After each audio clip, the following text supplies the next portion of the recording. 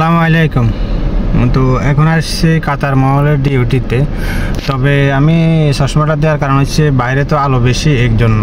এমনিতে কিন্তু চশমা শখ থাকলেও দিই না, ঠিক আছে? এই জন্য দিই আলো থেকে বাঁচার জন্য আর কি। আমার চোখে যায় তো সমস্যা।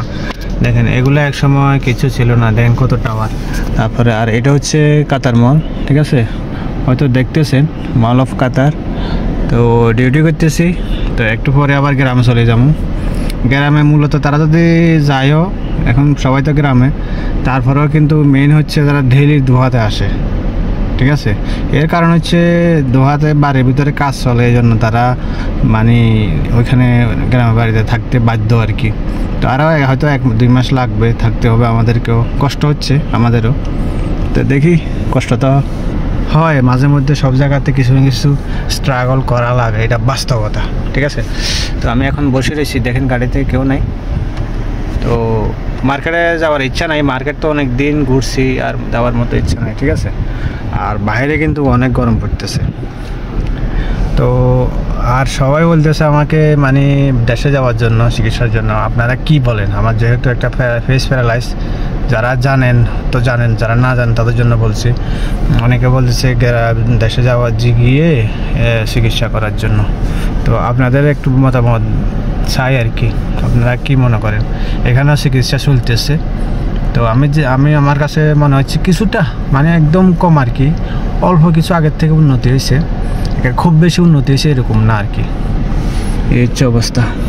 তো আমি দেশে মন চাই একবার দেশে যাইতে, আবার মন চাই যে দেশে না যাইতে, আবার মনে হয় কি দেশে যাই একবারে আর না আসি, এরকম আর কি। তো এখন কথা হচ্ছে, যেহেতু পরিবার আছে, জানেন যাদের পরিবার আছে তাদের তো অবশ্যই চিন্তা আছে, একটা মাস শেষে একটা খরচ আসে, বাচ্চা আছে, ফ্যামিলি মেম্বাররা আছে।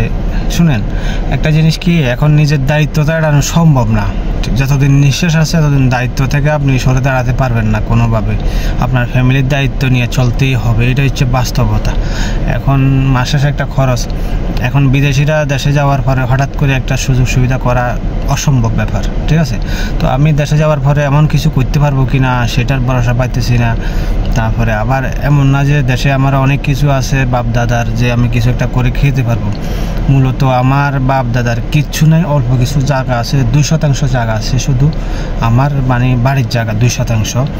আর মাঠের জায়গা আছে মনে করেন 10% বাপের, আর অল্প কিছু আছে নিজের, আরও 10-15%। এটা হচ্ছে মাঠের জায়গা। মূলত বাড়ির জায়গা শুধু 2%, আর এর ভিতরে কোনো ঘর দেওয়া হয়নি।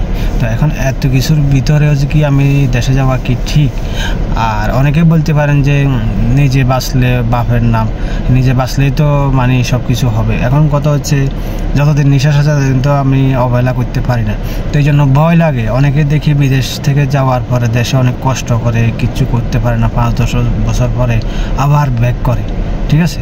তো এই জন্য মানবিকতা অনেক সময় হতাশা কাজ করে, দ্বিধাদ্বন্দ্ব কাজ করে, ঠিক আছে? যেহেতু মানে চলার মতো একটা ব্যবস্থা করতে পারি না আজ পর্যন্ত, তো এই জন্য দেশে যাইতে একটু ভয় লাগে আর কি। জানেন তো আমার দেশের পরিবেশটা কেমন, দেশের গিয়ে মানে একটা কিছু করে আপনি চলতে পারবেন, খুব কঠিন ব্যাপার। টিকা যায় না, অনেকে দেখি ব্যাক করে, সহজে টিকতে পারে না। কোচিত কেউ টিকে, যাদের অর্থ সম্পদ আছে আর কি, তাদের সাপোর্ট আছে, কিছু না কিছু অর্থনৈতিকভাবে সাপোর্ট থাকে। তো আমার তো ওই ধরনের নাই। তো এই জন্য বলি, আপনাদের পরামর্শ নিতে চাচ্ছি আর কি। আপনারা কি বলেন? আমি কি দেশে যাওয়া কি ঠিক হবে? আর দেশে যাওয়ার পরে আমি কি কাজটা করলে আমার জন্য ভালো হয়? আর দেশে যাওয়া কি আমি অনলাইনে কাজ করে কি আমি ফ্যামিলির উপর ফ্যামিলি খরচটা বহন করতে পারবো? এটা একটা আপনাদের কাছে পরামর্শ চাচ্ছি।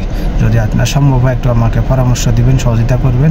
আপনাদের ওপিনিয়ন আপনারা আমার কাছে রাখবেন আর কি।